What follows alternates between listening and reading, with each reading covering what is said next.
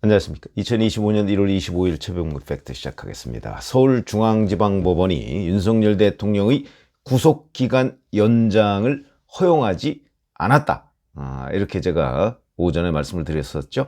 구속기간 연장은 2월 6일까지 구속기간을 연장해달라. 그럼 그동안에 이제 수사를 하겠다. 뭐 이렇게 된 겁니다. 근데 이걸 불허하니까 이제 검찰이 재신청을 했습니다.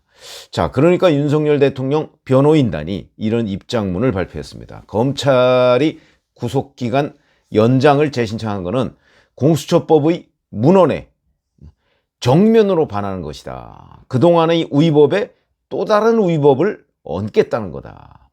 검찰은 의심스러울 때는 피고인의 이익으로라는 형사법의 대원칙을 되살려서 즉시 대통령에 대한 구속을 취소해야 할 것이다. 검찰은 법원의 결정을 존중하고 즉시 대통령을 석방하라. 이렇게 반격에 나섰습니다.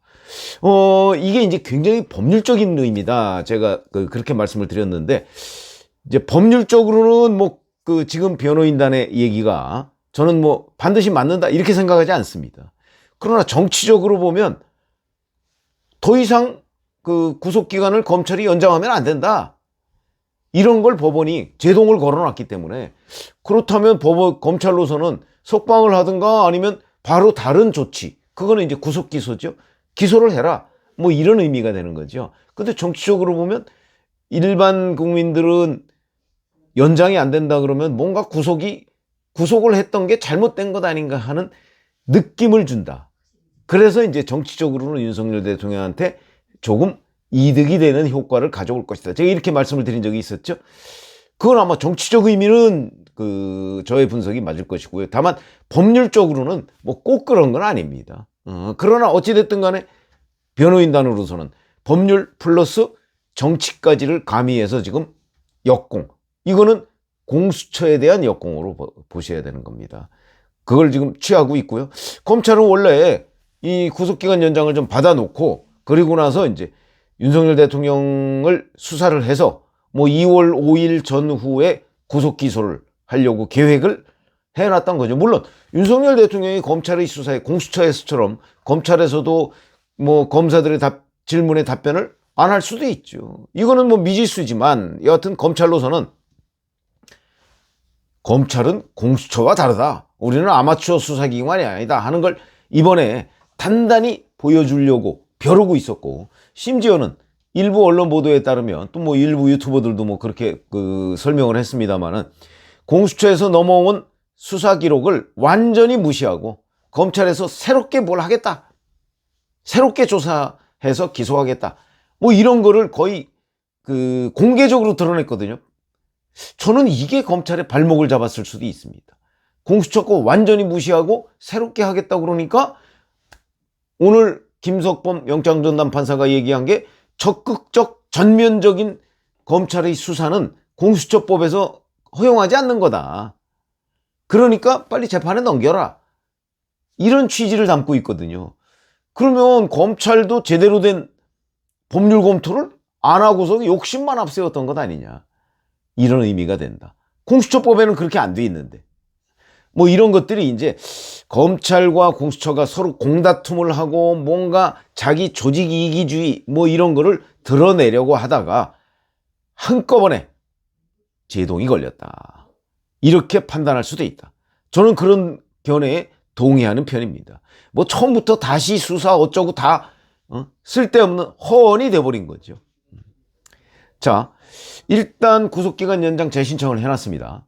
오늘 새벽 2시에 했다고 했는데, 그렇게 되면 이거는 또 다른 판사가 이제 심사를 해야 되겠죠? 아마 이게 구속영장 청구, 이거하고 거의 비슷하게 해요.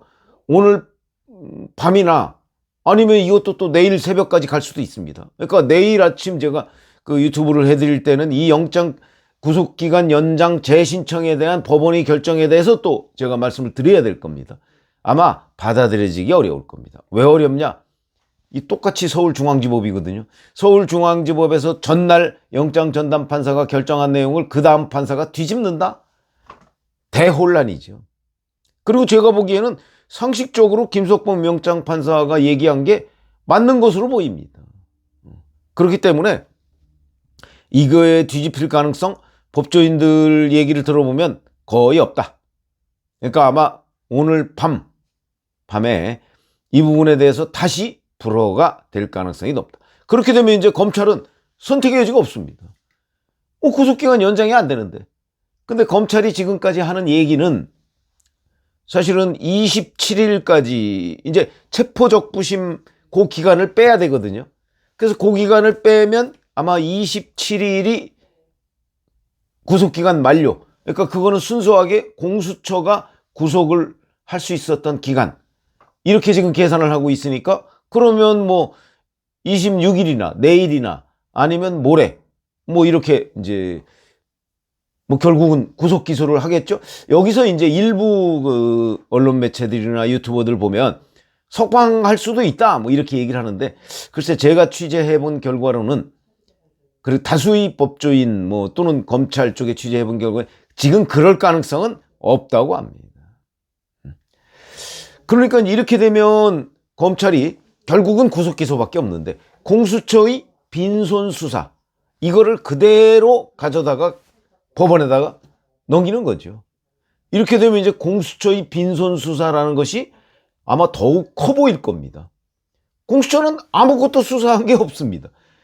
윤석열 대통령을 제외한 다른 사람들은 일부 수사한 게 있지만 윤 대통령에 대해서는 윤 대통령이 왜 비상계엄을 선포할 수밖에 없었는가 하는 그 주장을 한 것 외에는 공수처 검사의 그 질문에 아무런 답변을 한 게 없기 때문에 그냥 사실상 백지를 법원으로 넘기는 거에 다름 아니다.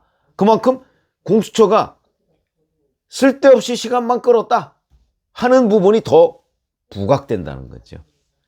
공수처로서는 망신살이 이런 망신도 없다 하는 거고요. 자, 이렇게 되니까 원래는 아마 윤석열 대통령 쪽에서 구속기간을 검찰이 연장하고 법원이 허용을 하고 뭐 이러면 아마 구속적부심 신청 뭐 이런 얘기들이 언론에 엄청나게 보도가 됐습니다. 근데 갑자기 상황이 변하면서 구속적부심을 신청할 기회조차 없습니다.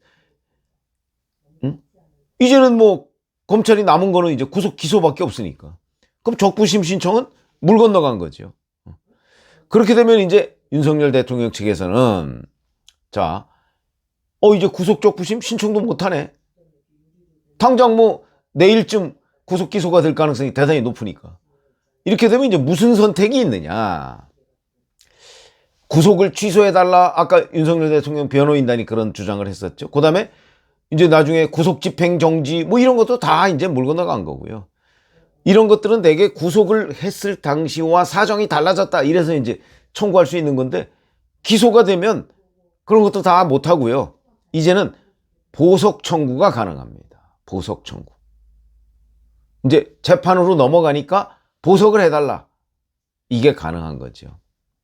언제쯤 청구할까? 글쎄요, 내일이나 모레, 늦어도 모레 이제 구속 기소를 할 것으로 보이니까. 그렇게 되면 이제 재판부가 확정이 되겠죠? 설 이후쯤에는 아마 2월 초에 재판부 확정될 거요. 서울중앙지법으로 가겠죠? 그럼 재판부가 확정이 되면 그 재판부에 보석 청구를 할 가능성이 있다는 거죠.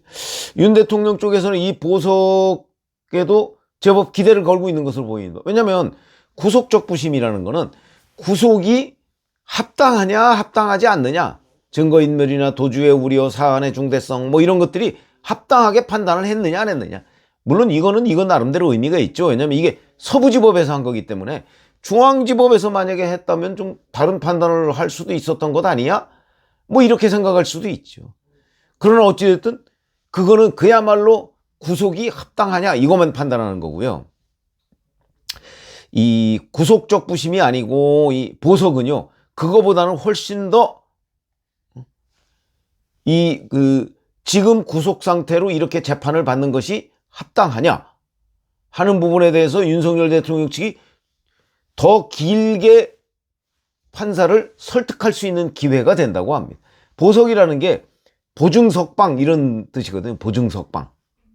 그러니까 뭔가 석방을 할 때 이제 담보를 하는 거죠. 그게 뭐 돈이 되거나 아니면 보증인이 되거나 이렇게 담보를 해서 나 이 돈이 아까워서라도 뭐 도망가거나 뭐 증거인멸을 하지 않아요. 이걸 이제 판사한테 설득을 시키면 되는 것이고, 이렇게 되면 여기서 이제 윤석열 대통령 측이 할 수 있는 얘기는 우선 공수처에 수사권이 없다.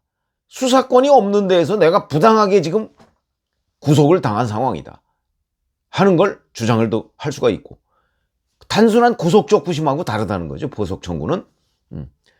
그리고 서부지법에서 했던 그 구속영장 발부가 과연 적법하냐, 이런 것까지도 전부 다 서울중앙지법에서 따질 수가 있다, 이런 거죠. 이거는 서부지법이 아닙니다.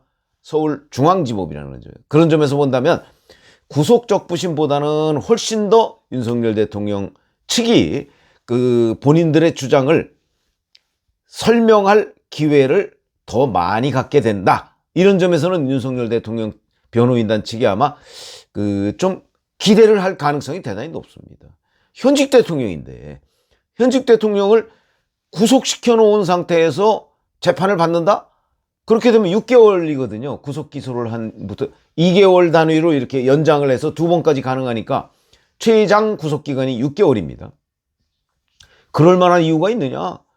보증인 또는 보석금을 내고, 그리고 나가서 대통령이 서약을 하고, 내가 증거, 뭐 도주의 우려가 있다고 보는 사람 아무도 없을 것이고, 증거인멸 하지 않겠다 서약을 하고, 뭐 이런저런 약속을 하고 나서 한남동 관저에 가서 거기서 불구속 상태에서 재판을 받겠다 하는 거는 구속적 부심보다는 받아들일 가능성이 훨씬 높다, 뭐 이런 이제 얘기. 그래서 아마 윤석열 대통령 변호인단 측이 재판부, 이제 서울중앙지법의 재판부가 확정이 되면 보석을 청구하지 않을까, 이렇게 예상이 됩니다.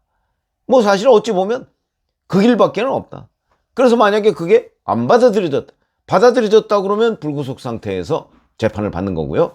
받아들여진다, 안 받아들여졌다 그러면 뭐 할 수 없이 그냥 구속 상태에서 재판을 받아야 되는 거죠. 그래서 2개월마다 갱신, 뭐 일정 기간이 지나서 또 다시 뭐 보석 청구를 할 수도 있고, 뭐 이런 여러 가지 상황이 있지만, 아마 지금으로서는 이제 법원이 구속기간 연장을 불허했기 때문에 검찰은 다른 선택의 여지가 없을 것이고, 윤석열 대통령 측도 다른 거 없이 그렇다고 그대로 그냥 구속 상태에서 재판받겠다 뭐 이러는 것도 그 좀 선택지는 아니라고 봐야죠.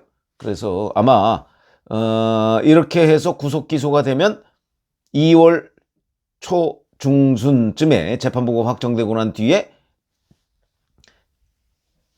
보석을 청구할 가능성. 그럼 이제 그 보석이 받아들여질 것이냐 받아들이지 않을 것이냐, 이 부분이 또 한 번의 고비가 될 것이다, 이렇게 시나리오를 예상할 수 있겠습니다. 고맙습니다.